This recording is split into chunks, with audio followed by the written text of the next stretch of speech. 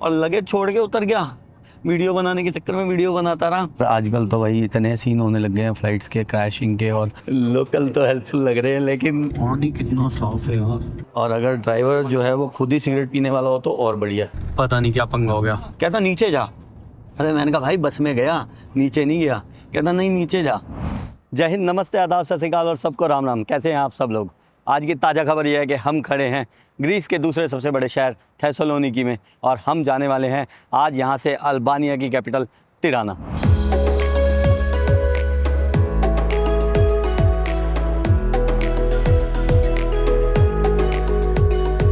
समय बजा है सुबह का 8:15 और हम खड़े हैं थेसलोनिकी के ट्रेन स्टेशन पर। लेकिन हम ट्रेन नहीं लेने वाले, हम लेने वाले हैं यहाँ से बस। और थेसलोनिकी से जो तिराना की दूरी है वो है लगभग 400 किलोमीटर, और बस जो टाइम दिखा रही थी वो दिखा रही थी कि 8 घंटे में पहुँचाएगी। कभी 400 दिखा रहे हैं, कभी 450, कोई 500 किलोमीटर भी गूगल दिखा रहा है।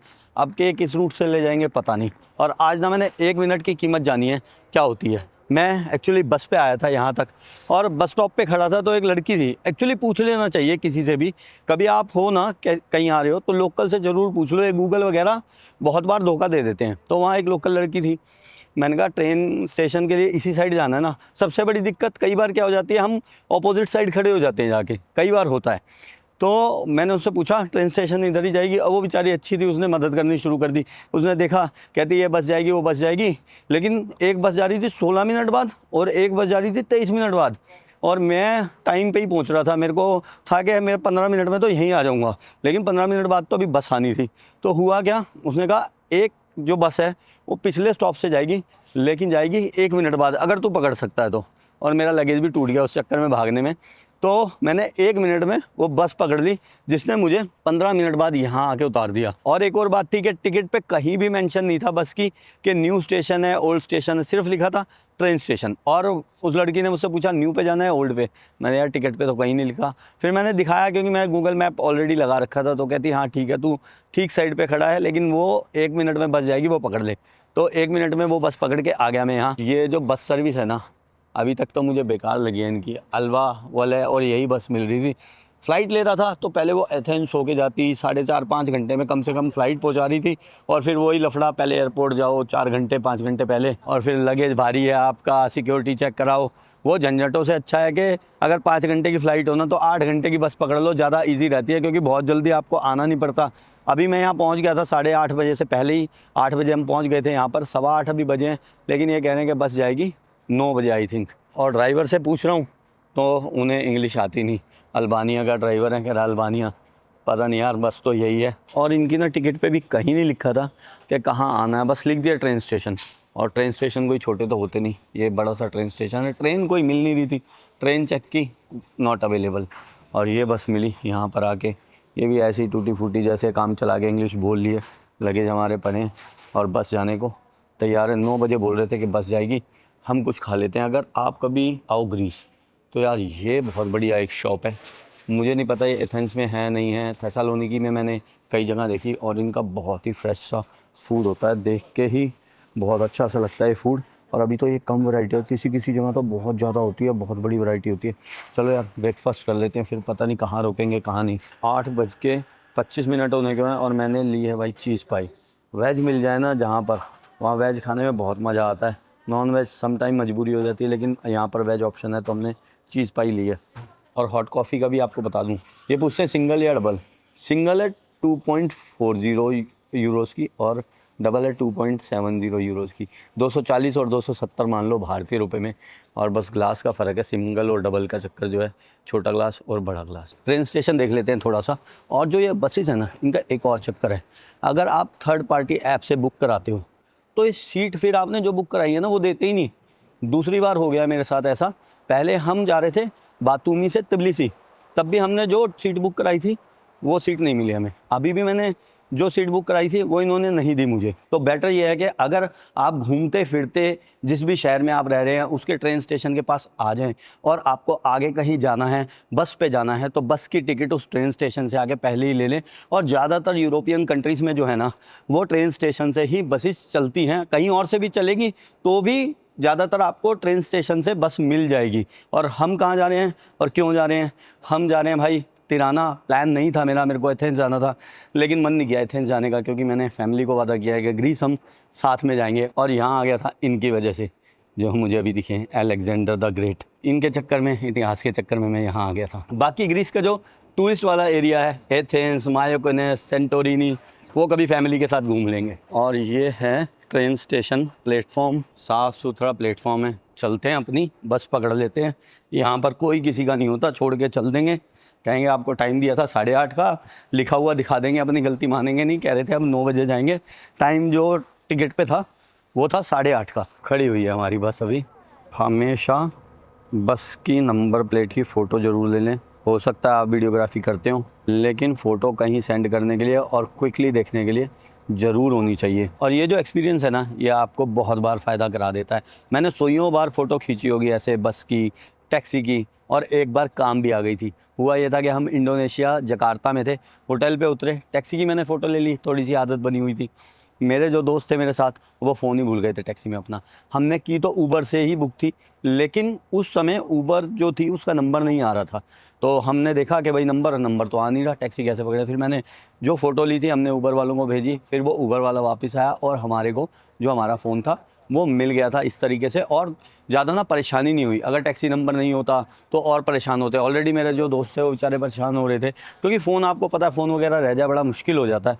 तो वो फ़ायदा तब हुआ था। और ये बात होगी 2017-18 की। आज भी मेरे पास वो फ़ोटो है टैक्सी की।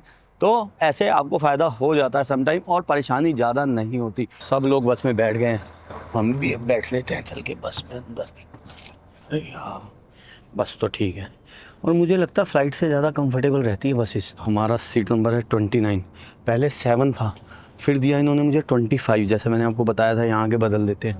मैंने कहा ये जो है विंडो सीट है, कहते नहीं। मैंने कहा विंडो दे दो, फिर विंडो दे दिया एटलीस्ट इन्होंने। बढ़िया है। बाकी सफ़र देखते हैं कैसा रहेगा। 8 से 9 घंटे का सफ़र होने वाला है अपना। एक और जो है चीज़ पाई पैक करा लिया था। रास्ता लंबा है, पता नहीं कहाँ रोकेंगे, कहाँ नहीं रोकेंगे, कितनी देर में रोकेंगे। और हमेशा एक तो सीटी बजा लेनी है टाइम से, क्योंकि हम अपने करनाल हाईवे पे नहीं है कि हमें पता लगेगा कि दिल्ली से चल के बस अभी करनाल रुकने वाली है। पता नहीं कहाँ रोकेंगे, कब रोकेंगे, भाषाएँ नहीं आती नहीं है। तो सीटी बजानी है ज़रूर, ठीक है। हल्के हो जाना है और फिर बैठना है। पानी वगैरह अपना ले लेना है। पानी मेरा नीचे रह गया है, पानी की बोतल ले लिया। देखा, आपके साथ बात करने का फ़ायदा हो जाता है, और मेरे साथ लाखों लोग चल रहे होते हैं, मुझे ऐसा लगता है। बस चल पड़ी है 9:05 पे। Bye bye Thessaloniki, bye bye Alexander the Great. और ये जो बस की टिकट है ना, वो हमें पड़ी है 40 यूरोज़ की। और फ़्लाइट की जो टिकट थी वो 3 गुना महंगी आ रही थी। सेम टाइम पे पहुंचाती। खच्चर खानी फ़्लाइट में ज़्यादा हो जाती है। मुझे लगता है जो लोग फ़्लाइट में ट्रैवल करते हैं ज़्यादा, वो भी लाइक नहीं करते फ़्लाइट में ट्रैवल करना। शुरू में 2-4 बार कोई शौक़ के लिए चला जाए, अच्छा लगता होगा। फ़्लाइट में ट्रैवल करना मुझे लगता नहीं बहुत ज़्यादा लोगों को पसंद होगा। दूसरा, आजकल वैसे ही फ़्लाइटों का चक्कर ज़्यादा क्रैशिंग क्रूशिंग या पंगे होने लग गए हैं, तो बस का सफ़र ठीक रहता है, कंफर्टेबल है। देखो, फ़्लाइट से ज़्यादा लेग रूम वगैरह होता है, स्पेशियस होती है। थोड़ी खाली हो तो और बढ़िया है, आराम से नज़ारे देखते हुए जाओ। और बस का एक और फ़ायदा होता है, आपको कंट्री साइड रास्ते, जगहें दिखती जाती है। जैसे कि ये पूरे ग्रीस को क्रॉस करेगी, तो हमें रास्ते में कंट्री साइड देखने का मौका मिलेगा। और हाँ भाई, हम शिक्षा तो देते रहते हैं लोगों को, अपना एक्सपीरियंस शेयर करते रहते हैं। इसका मतलब ये नहीं हमारे से कोई गलती नहीं हो सकती, हमसे ज़्यादा गलतियाँ होती हैं, इसीलिए एक्सपीरियंस शेयर ज़्यादा करते हैं। और एक ये कैमरा और वीडियो बनाने के चक्कर में ज़्यादा गलतियाँ हो जाती हैं। और आपसे एक ऐसा ही एक्सपीरियंस शेयर करता हूँ। जब मैं नॉर्थ कोरिया जा रहा था ना, तो हुआ क्या, मेरे पास लगेज होता है हमेशा, लगेज था, बैग वगैरह और एक आधा था मेरे पास। तो मैं उतरा बीजिंग स्टेशन पे, और नया शौक़ था व्लॉगिंग का, नई व्लॉगिंग स्टार्ट की थी। तो मैं लग गया अपनी व्लॉग करने। और हुआ क्या, बीजिंग में जिस टर्मिनल पे मैं उतरा था, उससे सेकंड टर्मिनल से मुझे जो है वहाँ से फ़्लाइट पकड़नी थी अगली, जो जा रही थी प्योंगयांग। तो एक से जब दूसरे उस पर गया टर्मिनल पे, तो वो बस थी वहाँ पे, शटल बस एयरपोर्ट वालों की चलती है। उस बस में बैठ गया और लगेज छोड़ के उतर गया। वीडियो बनाने के चक्कर में वीडियो बनाता रहा, और जब वीडियो बंद की, ख़त्म की, तो देखा लगेज कहाँ है। ओ भाई साहब, जो मेरी फ़्लाइट थी वो भी ऑन टाइम ही थी, और मेरे पास 1.5 घंटा था बस वो फ़्लाइट पकड़ने के लिए, और मेरा लगेज गायब है। मैंने अपने आप को इतनी गालियाँ दी। मैंने कहा, बन रहे हो ट्रैवलिंग मंत्रा, दुनिया को तुम सिखाओगे और ख़ुद को तो कुछ पता नहीं। खुद को ही गालियाँ, खुद को ही इतना बोला मैंने। लेकिन लकीली हुआ क्या, आप लोगों का प्यार शुरू से ही साथ चला, शायद आप लोगों से जुड़ना था हमेशा लाइफ में। तो हुआ क्या कि मैं गया नीचे, मैंने कहा यार मेरा तो लगेज गया। जो एक मेरे को स्टाफ दिखा, मैंने कहा मेरा लगेज गया। कहते लगेज कहाँ गया, मैंने कहा वो बस में रह गया। अच्छा, एक तो उन्हें इंग्लिश नहीं आती, टूटी फूटी जैसे तैसे समझाई। कहता अच्छा, कहता नीचे जा। अरे मैंने कहा भाई बस में गया, नीचे नहीं गया। कहता नहीं नीचे जा। मुझे पता नहीं नीचे जा, वो बेसमेंट सी में उसने मेरे को भेजा, तो वहाँ मेरा लगेज पड़ा हुआ था। मैं लगेज लिया और वापसी गया। लेकिन वो दिन कभी नहीं भूलता मैं। इतनी गालियाँ कि खुद को ही मैंने कहा बन रहे ट्रैवलिंग मंत्रा, और 1.5 घंटा रह रहा है यार, नॉर्थ कोरिया जा रहे हो, फिर फ्लाइट का नहीं पता था क्या होगा क्या नहीं। ऐसे ही जगहों पे, ऐसे डेस्टिनेशन पे जाना। नॉर्थ कोरिया गया तब तक कोई गया भी नहीं था, कोई एक्सपीरियंस नहीं था, यूट्यूब पे इतने लोग भी नहीं थे कि हर कोई जाके कहीं बना दे वीडियो। और सब ने जो एक्सपीरियंस शेयर कर रखा था वो उल्टा सीधा ही था, डरावना।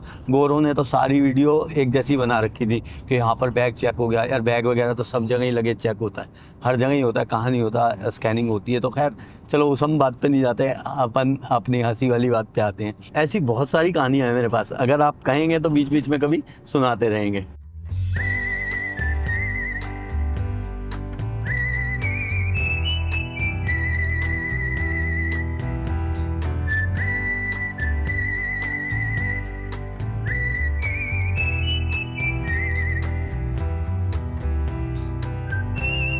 भाई 1 घंटे बाद अभी इन्होंने रोका था, एक स्टॉप लिया, कुछ सवारी चढ़ी।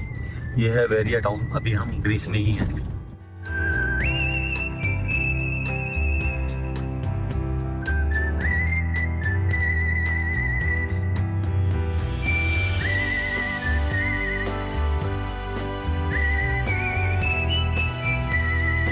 इतना सुंदर बना रखा है, और ये घर है, छोटा सा लॉन वगैरह बना रखा है। और सजावट देखो, ये वो बंदा है जो प्राइम प्रॉपर्टी में आराम से रह रहा है। और जिन लोगों को अपनी प्रॉपर्टी से बहुत प्यार होता है ना, वो ऐसे होते हैं लोग कि मैंने तो बेचनी नहीं, मैंने तो बनानी नहीं। और ये जो शहर है देखो आप, ये बिल्कुल सिटी सेंटर से के बीच सी वो प्रॉपर्टी।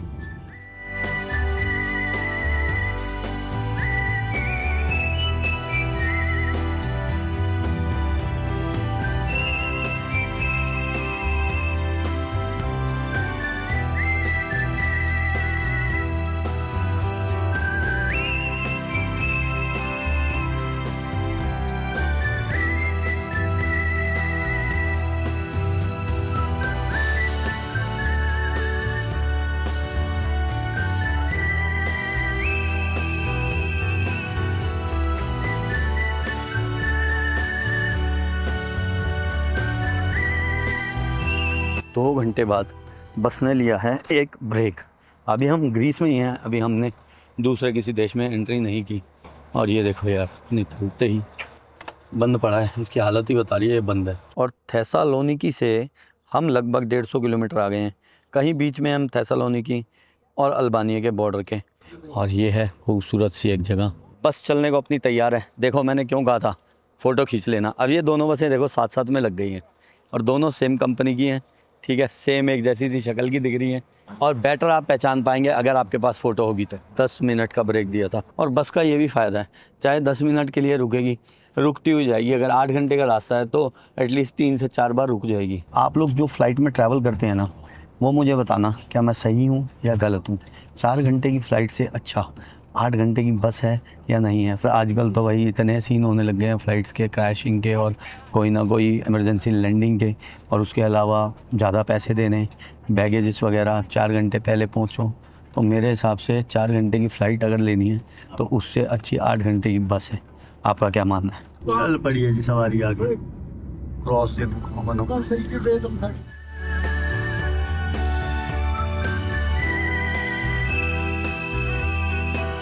बस को चले हुए 1 घंटा और हो गया है, और लगता है कि बॉर्डर आ गया है। ये जो चेक पॉइंट आया था, यहाँ से हमारी ग्रीस की इमिग्रेशन आउट हो गई है। और अब नेक्स्ट हम जाएंगे अल्बानिया की इमिग्रेशन पर। वहाँ देखते हैं क्या होता है, वीज़ा वगैरह कैसे क्या प्रोसीजर से वहाँ चल कर बताते हैं।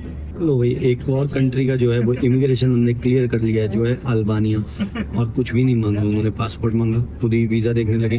पहला वीज़ा मेरा आया कनाडा का, तो कनाडा वीज़ा देख के ही उन्होंने स्टैंप लगा दी। मैंने उनसे पूछा कि कनाडा के अलावा कौन सा वीज़ा जो है वो वैलिड है, किस वीज़ा से एंट्री कर सकते हैं। इंग्लिश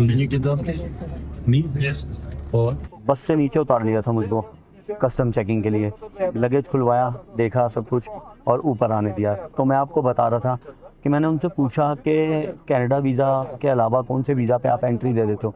इंग्लिश उन्हें ज़्यादा समझ आ नहीं रही थी, लेकिन मुझे ये पता है कि शेंगन से तो एंट्री कंफर्म है ही अल्बानिया में, लेकिन वो वीज़ा ओपन होना चाहिए। ओपन वीज़ा का मतलब ये होता है कि एक बार ही आपने किसी शेंगन कंट्री में एंट्री कर रखी होनी चाहिए। वैसे अगर आप आएंगे ग्रीस के थ्रू जा रहे हैं हम, तो ग्रीस शेंगन में आता है। उसके अलावा यूएस, यूके और कनाडा पे अपने को एंट्री मिली गई। जापान पे भी, ऑस्ट्रेलिया, न्यूजीलैंड पे भी शायद एंट्री मिल जाती है, लेकिन कंफर्म करके आना।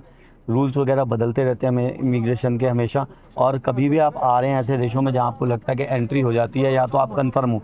जैसे आज मेरे को ये कंफर्म हो गया कि कनाडा पे तो एंट्री मिलेगी क्योंकि हमें मिल गई, और शेंगन पे एंट्री मिलेगी, वो पक्का है। उसके अलावा जो है, अगर कनाडा पे दे दी तो यूएस, यूके पे भी ये दे देंगे। लेकिन फिर भी आप पता करके आएँ कभी भी ऐसी कंट्रीज़ में जा रहे हैं। और ई वीज़ा भी यहाँ का मिलता है, लेकिन ई वीज़ा के चक्कर में पड़ना ही मत।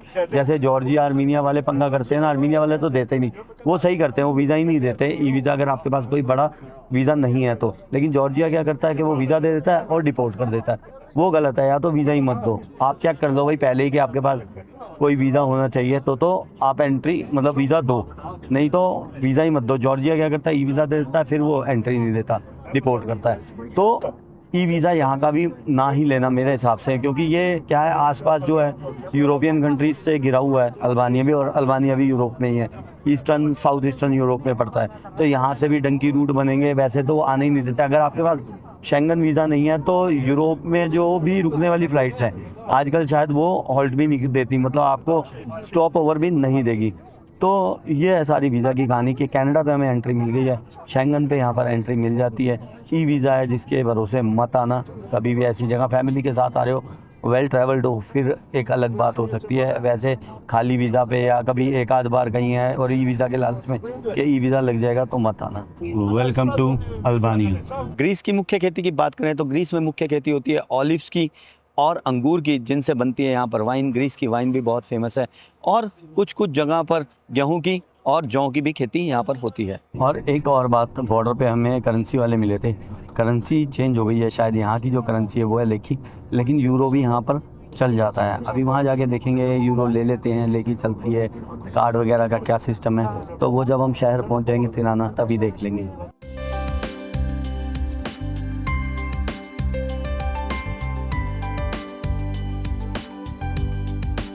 शहर आ गया अल्बानिया का पहला बॉर्डर के बाद, और ये कॉफ़ी शॉप्स वगैरह काफ़ी अच्छा दिख रहा है। थोड़ा सस्ता भी होना चाहिए यार। ये जो बाल्कन्स रीजन है, इसको बाल्कन एरिया कहते हैं सारे, वो कई कंट्रीज़ आती हैं, उसके बारे में बाद में बात करेंगे बाल्कन्स में कौन सी आती हैं। तो ये काफ़ी सस्ती मानी जाती है, यूरोप में ही है ये, और यूरोप में सस्ती कंट्रियाँ हैं ये रहने के लिए, खाने के लिए, घूमने के लिए। देखेंगे अल्बानिया साउथ ईस्ट यूरोप में बसा एक देश है जिसका आधिकारिक नाम रिपब्लिक ऑफ अल्बानिया है। इस देश की सीमाएं उत्तर पश्चिम में मोंटेनेग्रो, उत्तर पूर्व में कोसोवो, पूर्व में नॉर्थ मैसिडोनिया और दक्षिण में ग्रीस से मिलती हैं। अल्बानिया का कुल क्षेत्रफल 28,748 स्क्वायर किलोमीटर है, और क्षेत्रफल की दृष्टि से यह देश दुनिया में 140वें नंबर पर आता है। लो भाई यारों, 12:40 हुए हैं और हम रुके हैं अल्बानिया की एक जगह पर, जहाँ पर है इन बस वालों का ऑफिस। शायद ये अंदर में गया था तो इनका ऑफिस है, और एक छोटा सा कैफेटेरिया भी है।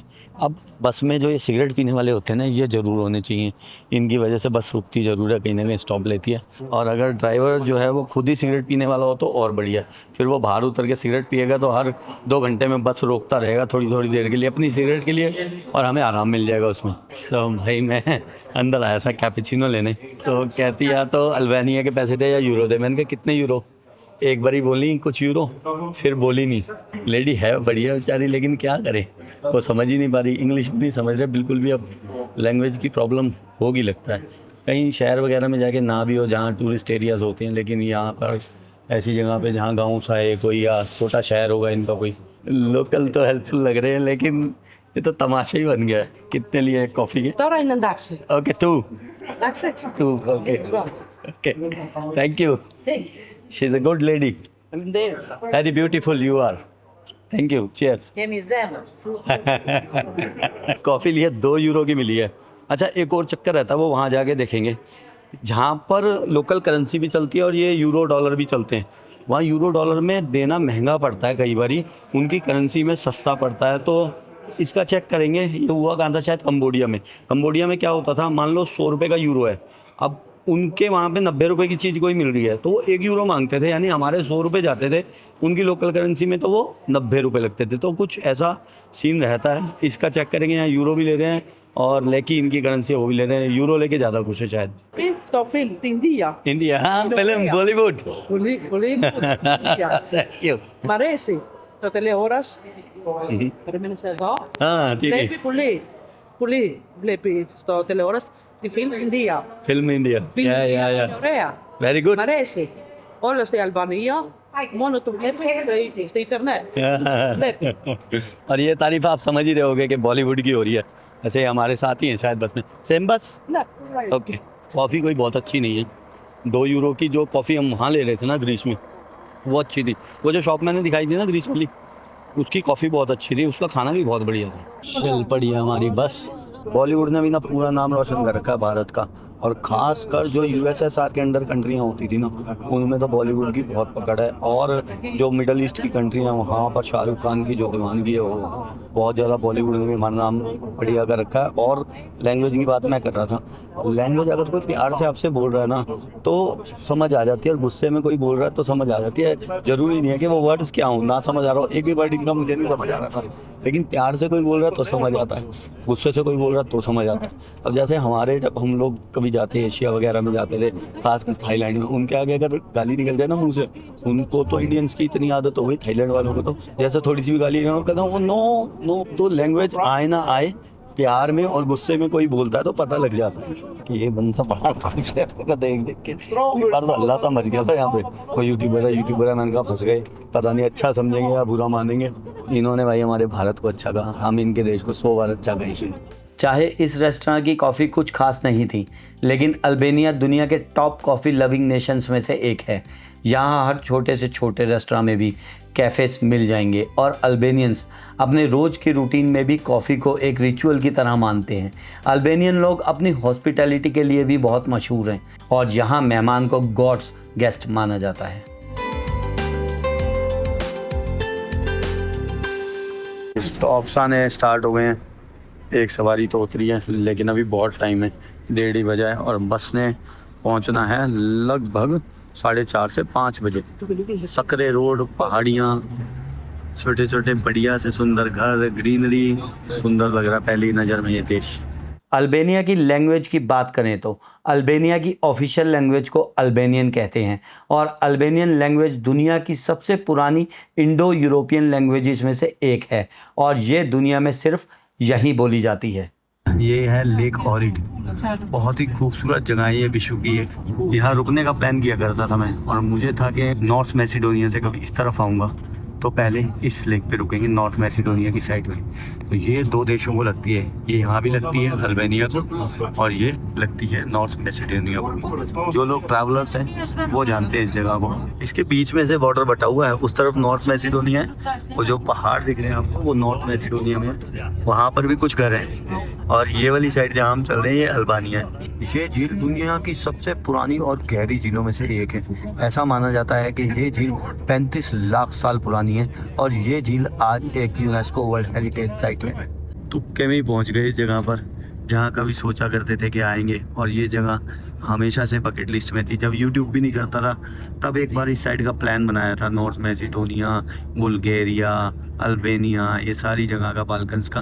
तो इसलिए सोचा था यहाँ पर एक बार रुकूंगा, एक रात कम से कम रुकूंगा, और रूट भी ऐसा ही बन रहा था कि नॉर्थ मैसिडोनिया से इस तरफ होते हुए अल्बानिया में एंट्री कर जाएंगे। और ये प्लान क्यों बना, किस वजह से बना, आप पूरी वीडियो देखेंगे तो एंड में आपको पता लग जाएगा कि ये प्लान इस तरफ ऐसे क्यों बन गया। अल्बानिया वगैरह आने का इस रूट पे, इस टूर पे कोई प्लान था नहीं, लेकिन जिस वजह से बना वो भी आपको पता लग जाएगी।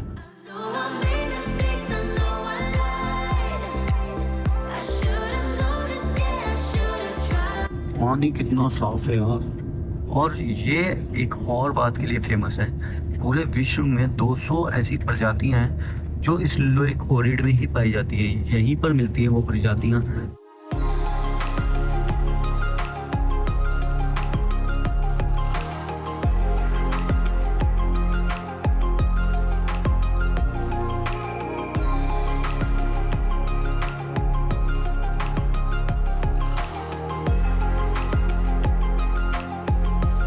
पता नहीं क्या पंगा हो गया, बस रुकी हुई है काफ़ी देर से, अब चल पड़ी है, शुक्र है। जैसे कैमरा निकाला चल पड़ी है। आपस में बोले जा रहे हैं कुछ पता नहीं क्या कह रहे हैं। सारा पहाड़ी पे बसा हुआ है, तभी तो 400 किलोमीटर के 8 से 9 घंटे लगे। मैं वही सोच रहा था, मैंने 400 किलोमीटर का सफ़र 8 से 9 घंटे क्यों। आप कहाँ आए हैं देखते हैं नीचे उतर के। और अब रुके हैं 2:45 बजे और 1-1.5 घंटे का रास्ता रह गया होगा। रेस्टोरेंट कुछ खा लेते हैं, लंच के लिए रोकी है इन्होंने। तो भाई खाना खाने का आनंद यहाँ आने वाला है, मज़ा आ गया प्लेट को देखते ही। और हमने लिया छाछ, और ये प्लेट इनका वैसे जो नेशनल फूड है वो है तावा कुशी। ये जो ग्रेवी आप देख रहे हो ना, ऐसी ग्रेवी आती है राइस के साथ और दही के साथ। हमने लिया चिकन स्टेक, राइस और तावा कुशी की थोड़ी सी तरी इन्होंने डाल दी है। मज़ा आने वाला है। रेस्टोरेंट बढ़िया है, लोकल रेस्टोरेंट पे रुकी है। सबसे पहले तो छाछ ट्राई करते हैं।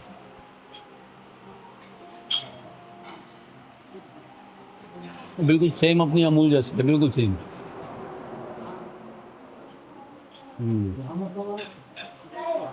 कोका कोला पी के ना ख़राब ही हो गया था काम।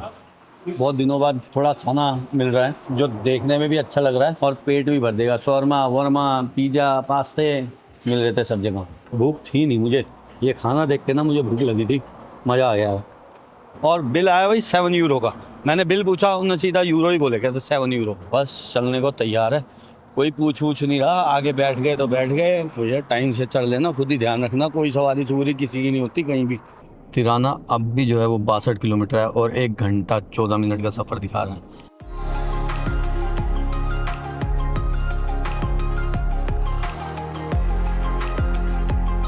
रोड्स अभी बन रहे हैं, कंस्ट्रक्शन भी कई जगह चलती हुई दिख रही थी यहाँ पर।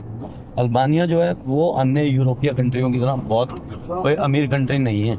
आज अल्बानिया के रोड्स पर बहुत कार्स देखने को मिलती हैं, लेकिन 1946 से लेकर 1991 के बीच कम्युनिस्ट एरा में अल्बानिया में प्राइवेट कार्स अलाउड नहीं थी। 1991 के बाद ही लोग अपनी कार्स को यहाँ यूज़ कर पाए। और शायद आपको यह जानकर भी हैरानी होगी कि अल्बानिया उन कुछ कंट्रीज़ में से एक है जहां मैकडॉनल्ड्स बिल्कुल नहीं है। तो भाई 4:40 पे पहुंच गए हम अल्बानिया की कैपिटल तिराना। टर्मिनल के अंदर से ही बस मिल गई है, बढ़िया काम हो गया है। तो सही लग रहा है, टर्मिनल भी बहुत बड़ा है। दूसरा हर चीज़ की सुविधा है।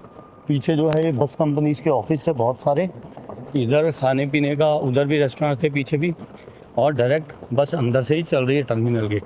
आना होगा तो सिटी सेंटर से 8A नंबर बस आती है सीधी टर्मिनल पे। भाई हमारी बस ब्रदर, यार ये देख लो, भगवान के बंदे साथ ही हैं। गुड अपनी DTC की तरह कट रही है भाई टिकट। ये दिए 40 लेके लिखे हैं इस पर, और वो ले गए 1 यूरो, यानी कि 100 लेके ले गए वो एक तरह से। तो 1 यूरो जो मैं आपको बात बता रहा था ना, अगर हम यूरो में लेते हैं टिकट तो हो सकता है महंगे, अगर हमारे पास 40 लेके होते तो शायद 40 लेके ही लेते। ये पंगा रहता है जहाँ 2 करेंसी चलती हैं। टिकट 40 लेके 40 or on air or exchange 14 leg. You give me exchange 14 leg. 1 euro 40 लेके Yes. 900 कह रहा हूँ। 1 यूरो के 40 लेके मिलेंगे, देखते हैं क्या होता है। 1 यूरो के 40 तो नहीं है, ये तो मिलते ही 100 है। चेक करते हैं, इतना कैसे फ़र्क आ सकता है जब अगर गूगल भी दिखा रहा है। और एक अपना प्यारा भाई भी अभी मिलने वाला अपने को, उसने भी रेट बता दिए कि क्या है रेट। और 1 रुपये का 1 है और 1 यूरो है 100 भारतीय रुपये का, तो 100 रुपये हो गए ना 1 यूरो के, तो 100 लेके बन गए 40। चलो पैसे की बात है, 50-60 रुपये की कहानी नहीं है, लेकिन ना ऐसे मतलब कटते हुए अच्छा नहीं लगता। फॉरेनर्स के साथ ऐसा होता ही रहता है, हर देश में होता है सर। शाम के 5:10 हो गए हैं, सुबह 9 बजे हम चले थे, लेकिन टाइम जो है वो हम 1 घंटा पीछे हो चुके हैं। जो एथेंस ग्रीस का टाइम था वो भारत के टाइम से 2.5 घंटे पीछे था, लेकिन अल्बानिया का जो टाइम है वो भारत के टाइम से 3.5 घंटे पीछे है। तो यानी कि अगर यहाँ 5 बज रहे हैं तो भारत में रात के 8:30 बज चुके होंगे। और ये डे लाइट सेविंग का भी उपयोग करते हैं। अगर जैसे सर्दियाँ आएंगी तो ये 1 घंटा और पीछे हो जाएंगे, फिर 4.5 घंटे पीछे हो जाएंगे भारत से। यानी कि अगर भारत में बजे होंगे 8:30 रात के, तो यहाँ पर दोपहर के 4 ही बजे होंगे। सिटी सेंटर में थोड़ी चहल पहल दिख रही है और लगता नहीं कि ये 5-5:30 बजे बंद हो जाते होंगे और यूरोपियन कंट्रीज़ की तरह। भाई मैं एक प्यारे भाई की बात कर रहा था, मिलने वाले हैं, और वो ये हैं सरप्राइज। सऊदी के बाद अब मिल रहे हैं ना। हाँ सऊदी के बाद अब मिल शादी रहे में भी तो आए थे। शादी में भंगड़े पाए हैं यार तेरी। मैं और नवांकुर भाई अब 4-5 कंट्रियां एक साथ करेंगे। अब बोर नहीं होऊंगा थोड़ा सा अकेलेपन में। अच्छा लग रहा है यार ये शहर तो बढ़िया है। मुझे लगा था खाली खाली गाँव टाइप ना हो, लेकिन सही है यार ये तो। यार इसमें पानी की बोतल है। हल्का होगा मेरे को लग रहा है। इसमें पानी की बोतलें रख ली मैंने 4। हमने जो 6 पानी की बोतल ली थी 4 में ले आया हूँ इसमें रख के। सो हमने लिया है इस बार सिटी सेंटर के अंदर हॉस्टल। क्या नाम है इसका भाई? बाजार हॉस्टल, न्यू बाजार हॉस्टल है। ये हमें पड़ा है यार 2000 भारतीय रुपए का 2 रातों के लिए। तो भाई शाम के बज गए हैं 8 और हम आए हैं बाहर घूमते हुए। ये देखिए भाई आइसक्रीम की दुकान, जहाँ पे काफ़ी भीड़ लग रही थी। भाई ने कहा आइसक्रीम खाते हैं। सारा टूरिस्ट एरिया ये सेंटर है यहाँ का तिराना का। आइसक्रीम की शॉप पर जो लाइन थी वो तो काफ़ी लंबी होती जा रही थी और हम वहाँ से निकल के थोड़ा सा आगे गए और हमने कराई थोड़ी सी करेंसी एक्सचेंज, फिर खाया थोड़ा सा खाना और अभी वापसी आ गए हम अपने हॉस्टल की तरफ। और आपसे मिलेंगे अब अगली वीडियो में। तब तक के लिए अपना ख्याल रखें। नमस्ते, शुक्रिया, जय हिंद।